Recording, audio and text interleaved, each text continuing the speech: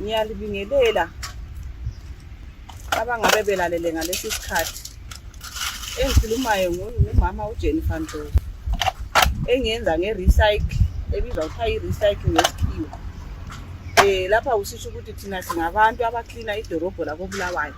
Sihamba sidobha izibi sizibuthelele. Ngemva kokuzibuthelela izibi lezi siyazilungisa, sizilungise sesizihambisa e-tractor. I-tractor iyazithenga. Ngemva kokuzithenga sesizuza inzuzo encane naleyo ukuthi siyenelisa ukuthi sibhadale i-rent, sithenge ukudla, sihambise abantwana bethu esikolo.